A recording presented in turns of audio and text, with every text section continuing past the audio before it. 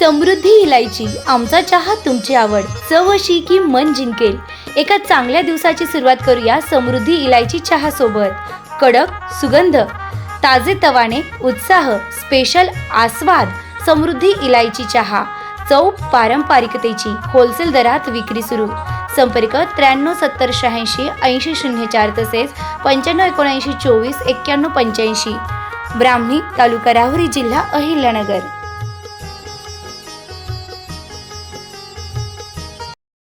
अहिल्यानगर तौरल इंडियाच्या सुपा प्रकल्पाचे मुख्यमंत्र्यांच्या हस्ते उद्घाटन।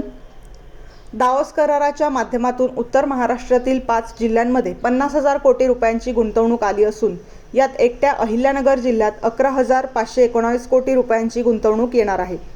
याद्वारे 18,000 रोजगाराची निर्मिती होणार असून उत्तर महाराष्ट्रात जवळपास 75,000 लोकांना रोजगार मिळेल अशी माहिती मुख्यमंत्री देवेंद्र फडणवीस यांनी दिली। सुपा तालुका पारनेर MIDC येथे तौरल इंडियाच्या अत्याधुनिक उत्पादन प्रकल्पाचे उद्घाटन मुख्यमंत्री फडणवीस यांच्या हस्ते करण्यात आले। त्यावेळी ते बोलत होते।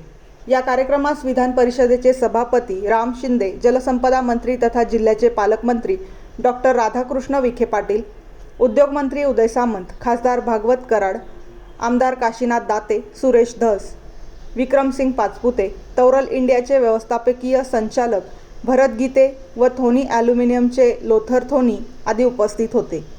राज्याच्या औद्योगिक प्रगतीचा समतोल राखण्यावर शासनाचा भर आहे। पूर्वी राज्याची औद्योगिक प्रगती केवळ मुंबई, MMR व पुणे या भागांपुरती मर्यादित होती। ती विकेंद्रित करून राज्याच्या सर्व भागात पोहोचवण्यासाठी शासन प्रयत्नशील आहे। सुपा MIDC हे त्याचेच एक उत्तम उदाहरण आहे। केवळ सामंजस्य करार करून न थांबता ते प्रत्यक्षात आणण्यासाठी उद्योग विभाग तत्परतेने काम करत आहे। दावोसमध्ये 2025 मध्ये करण्यात आलेला करार अत्यंत वेगाने प्रत्यक्षात आला आहे असेही फडणवीस यांनी नमूद केले।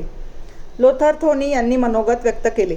प्रस्ताविकात श्री गीते यांनी तौरल इंडिया प्रकल्पाबाबत माहिती दिली। या कार्यक्रमास जिल्हाधिकारी डॉक्टर पंकज आशिया, जिल्हा परिषदेचे मुख्य कार्यकारी अधिकारी आनंद भंडारी, भगवानगडाचे महंत हरिभक्तपरायण नामदेव शास्त्री, नारायणगडाचे हरिभक्तपरायण शिवाजी महाराज यांच्यासह अनेक मान्यवर, उद्योजक व नागरिक उपस्थित होते।